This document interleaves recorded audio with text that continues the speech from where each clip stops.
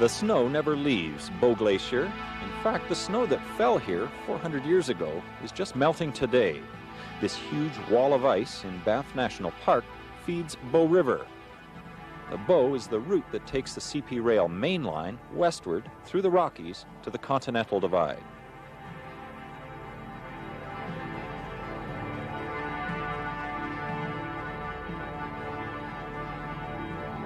Flags and a sign mark the spot where Alberta becomes British Columbia, a spot marked for rail fans who want to see for themselves the highest stretch of track in the Rockies.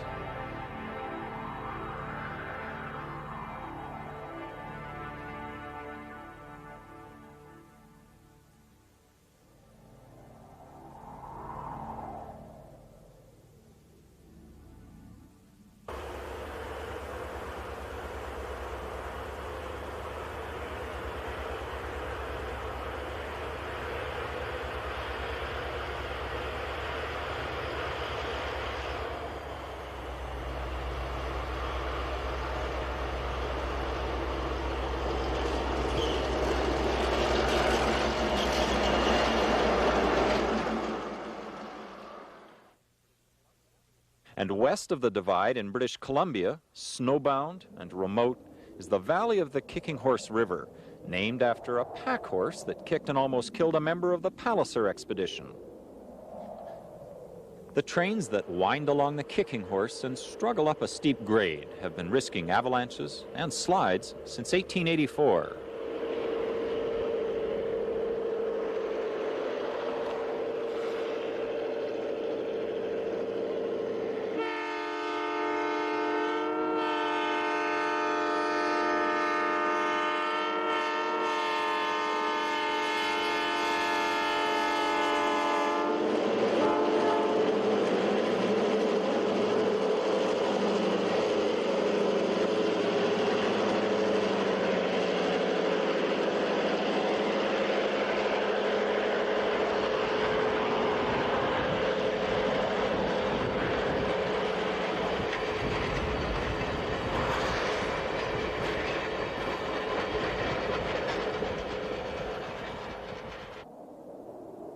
And not much has changed here in the past 100 years. This scene is what confronted early explorers and early surveyors searching for the easiest route through the Rockies.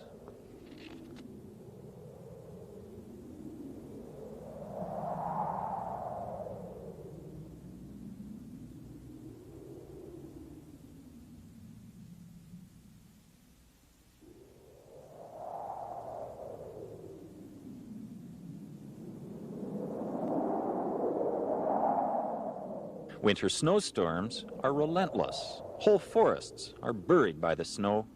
Trees buckle under their white weight.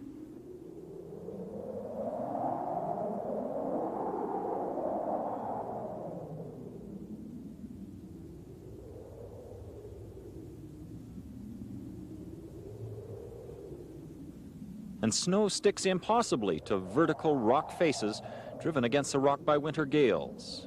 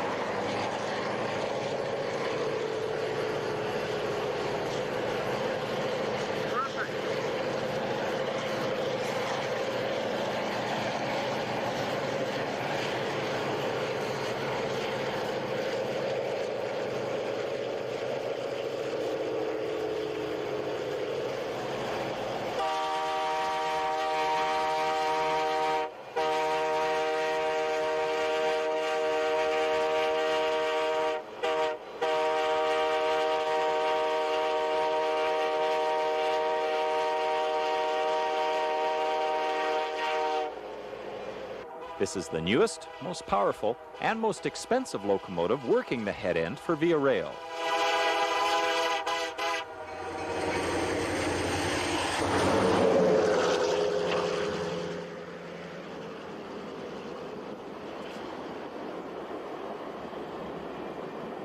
It's called the F40 PH-2.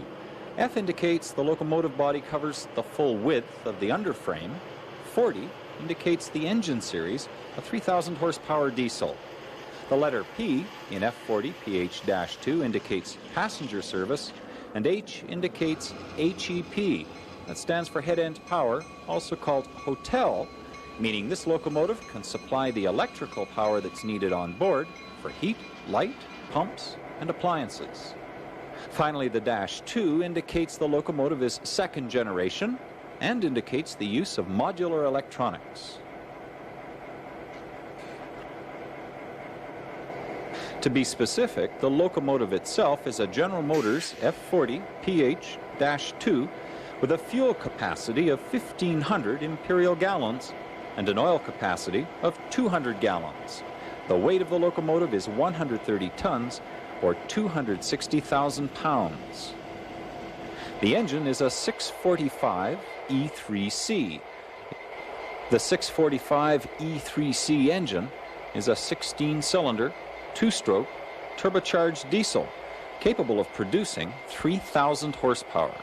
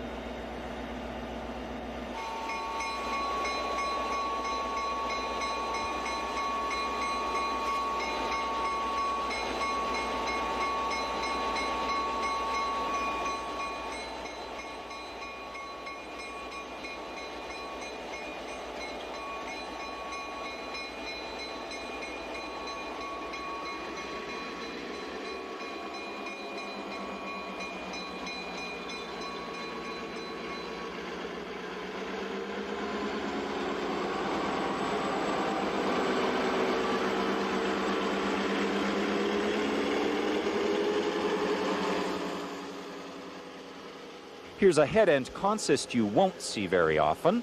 First and second generation freight and passenger units waiting on the main line at Field, BC. The train is waiting for its eastbound run but can't leave until an engineer is called in to operate the lead locomotive. The problem is an electrical malfunction with the multiple unit controls requiring an extra locomotive and engineer.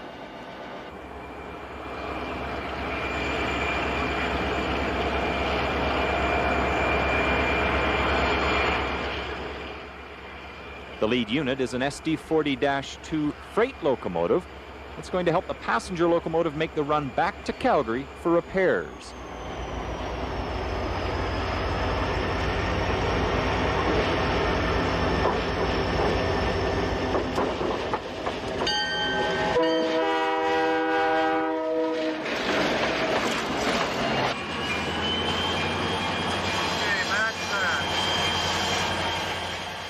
The third unit is an F7B. It has the steam heating equipment needed to heat the passenger cars. And finally, the fourth unit, which once belonged to the CNR, is a steam heating car. It serves only as a backup for the heating system.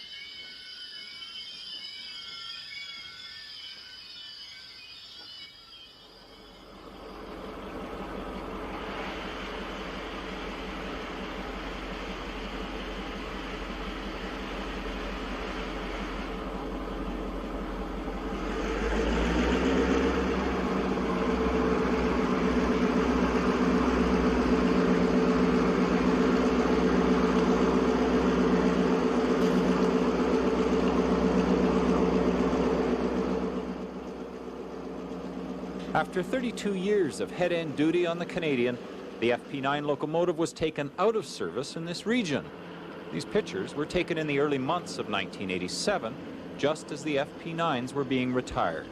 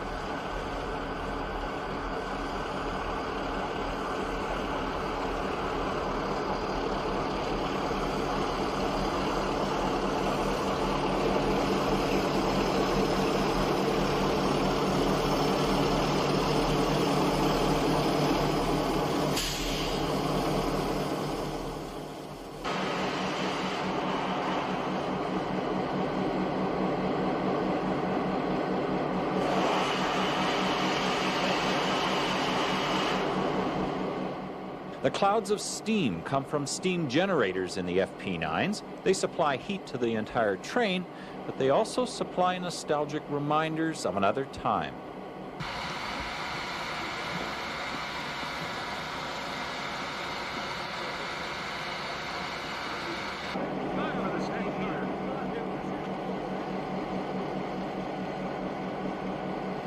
The FP9s are powered by 16-cylinder diesels rated at 1,750 horsepower.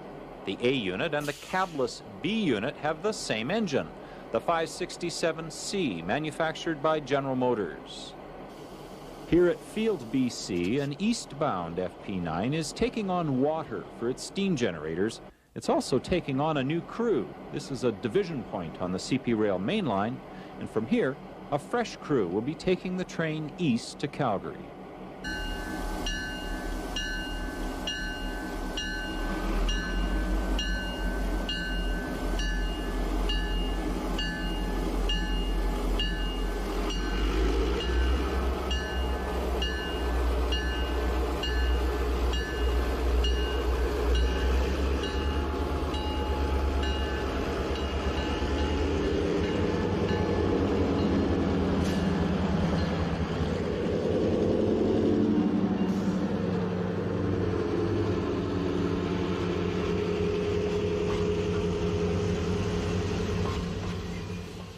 As soon as it leaves Field and starts to head east, the Canadian is climbing what's called the Big Hill.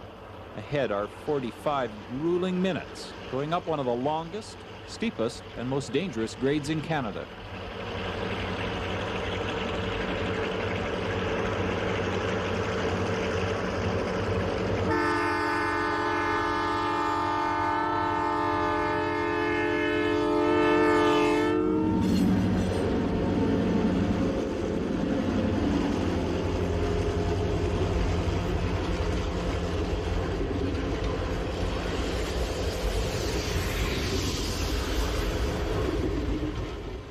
The grade here was so steep that the railway was forced to build the famous spiral tunnels, two separate tunnels that loop around deep inside the mountains and reduce the grade on the long, hard climb out of the Yoho Valley.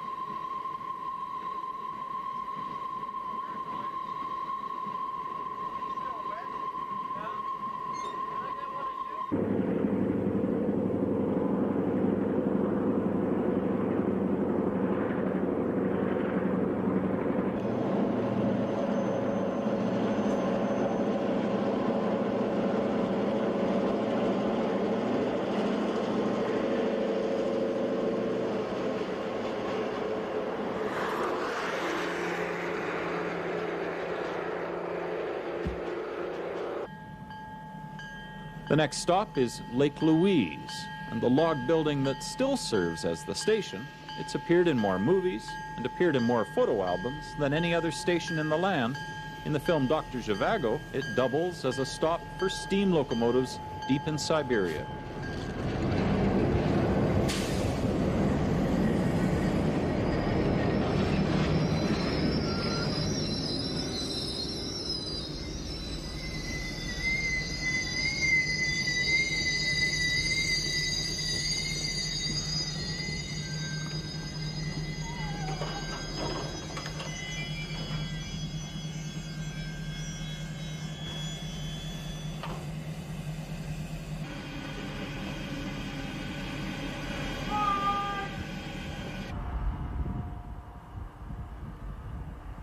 The Chateau Lake Louise and its postcard view of the frozen, snowbound lake are familiar images of winter in the Canadian Rockies.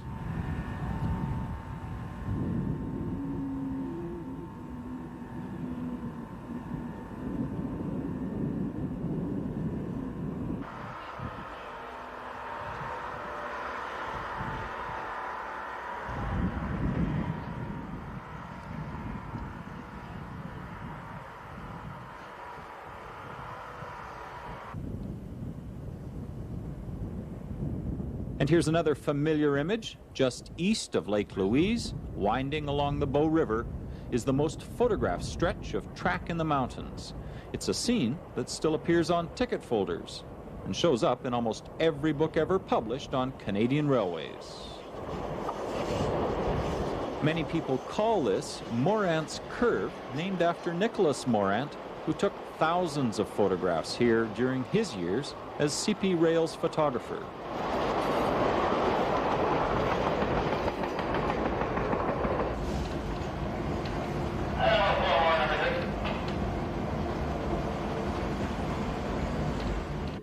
And the last stop, heading east through the mountains, is Banff.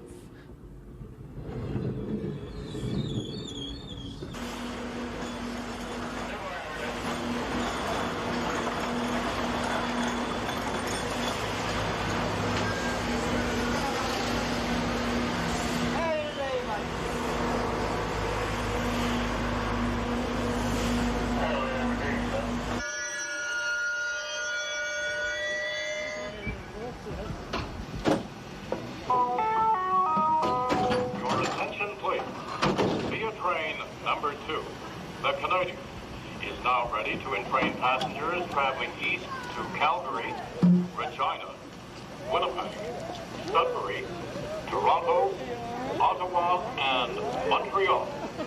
We wish you a pleasant journey and thank you for traveling via Rail Canada. Attention s'il vous plaît, le train via numéro 2, le Canadien, est maintenant prêt à accueillir les voyageurs à destination.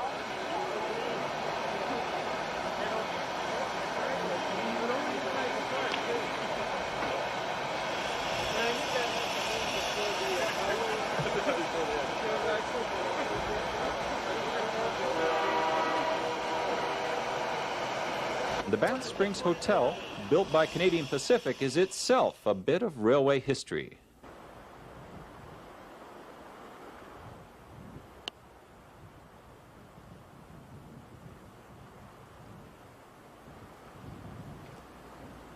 In 1955, the CPR produced this film on its passenger train, the Canadian, at the time the world's most comfortable passenger train, with engineering that was state-of-the-art.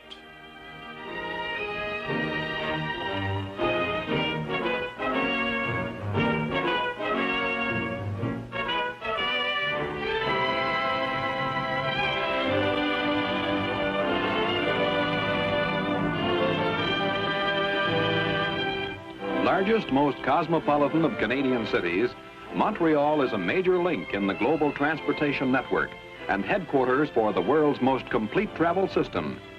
Nerve center for the Canadian Pacific Railway's widespread operations on land, at sea, and in the air is vast and vaulted Windsor Station, terminus of the world's first transcontinental railway, the oldest route, the newest trains. The Canadian, is the shining symbol of a new era of travel comfort and pleasure within the borders of Canada. Step aboard for a preview visit. See how the Canadian lives up to every promise of luxury with economy. Wide picture windows line each coach.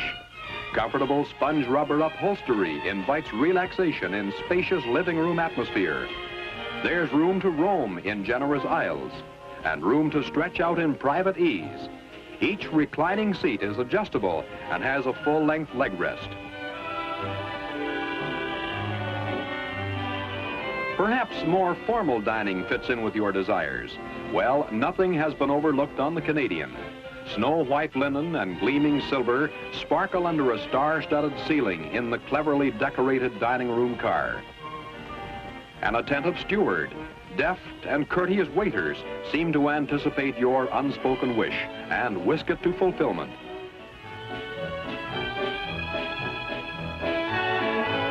Topside from your seat in the high-level Scenic Dome awaits an even more spectacular view of the kaleidoscope of color in motion that features every transcontinental trip by the Canadian.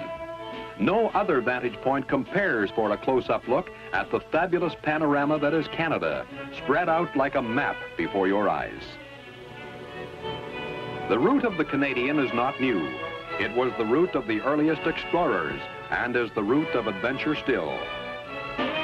Beyond Calgary, the tumbling waters of the Bow River and the green Alberta foothills show more promise of the shining mountains that lie ahead.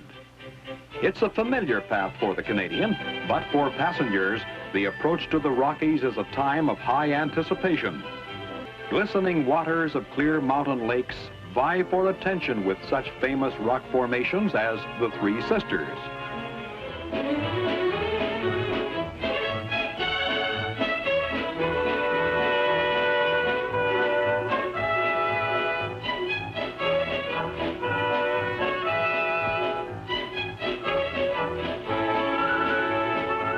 And now, with bewildering change of pace, the fabulous mountain-locked resort town of Banff adds new beauty to the scene. Come again, the Magic Mountains seem to say.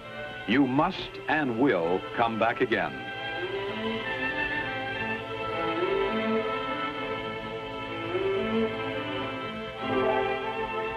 Deep in the rocky fastness of the shining mountains, every Scenic Dome seat holds an enthralled sightseer.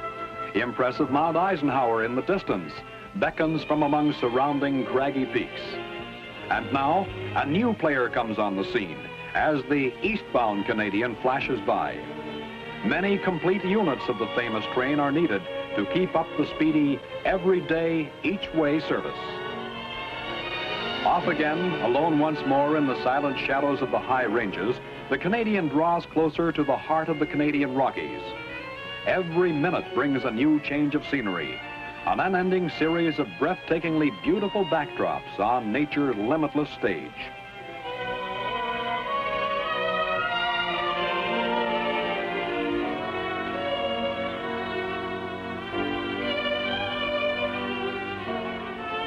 From Lake Louise to Field, less than an hour's run, the Canadian's path is an amazing concentration of spectacle and excitement. It is here, near the highest point on the line, a full mile above sea level, that the gleaming streamliner glides gracefully through the long S-curve that is the unforgettable, almost unbelievable setting for pictures of the train that all the world has seen. Dome riders can understand the big train's preening moment, share its mood. Immediately, a new drama unfolds. This is the Big Hill. No other identification is necessary for railroad fans. The Canadian runs down to the two spiral tunnels that drop its track more than 100 feet in less than a mile, through the hearts of massive mountains. Between the two tunnels, each of them affording an almost complete reversal of direction, the track crosses the violent Kicking Horse River. Gliding out of the second tunnel, the train crosses the Kicking Horse again, then gathers speed for the fast run through Yoho National Park into Field, British Columbia. The Canadian stops at the divisional point at Field in daylight. Darkness falls, casting its blanket over the last of the big peaks to be seen before morning brings the Pacific coast within reach.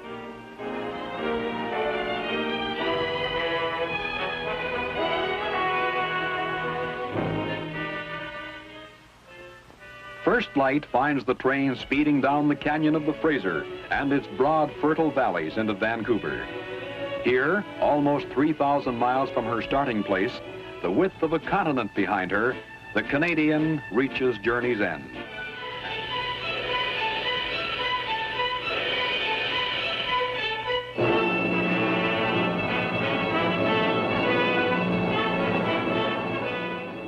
The journey through the Rockies is timeless, especially the journey through winter.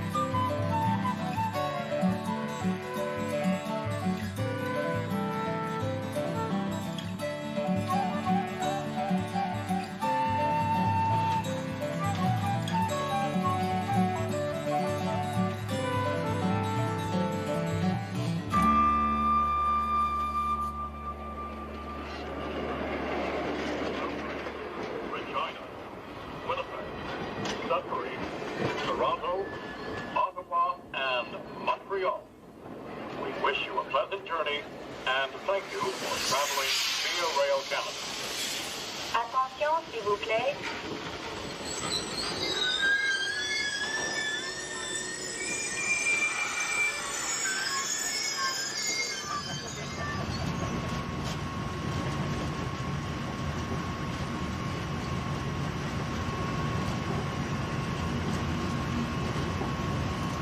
I feel good today. I had a damn good sleep last night. Never woke up till 7. Some people have done this run hundreds and hundreds of times. But senior engineer Bob Pulser still enjoys the scenery from the cab of his F40 PH-2.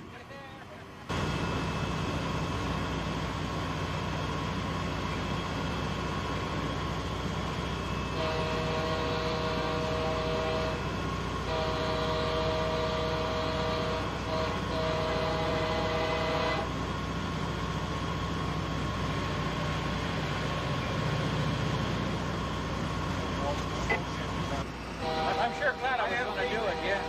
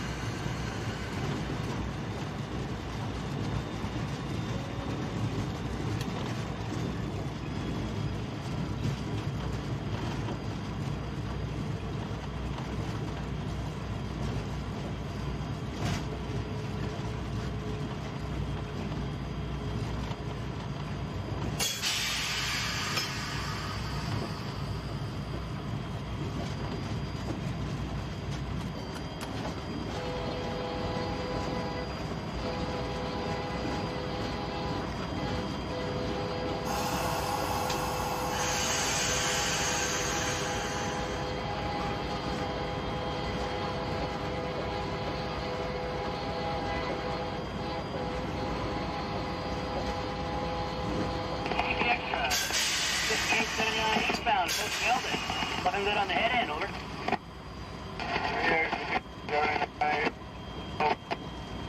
All the notes.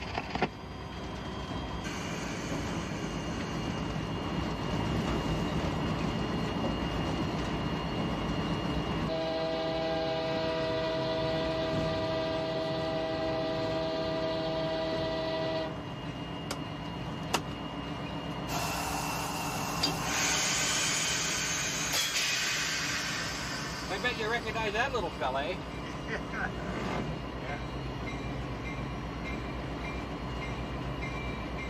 Oh. You can get caught in there, eh?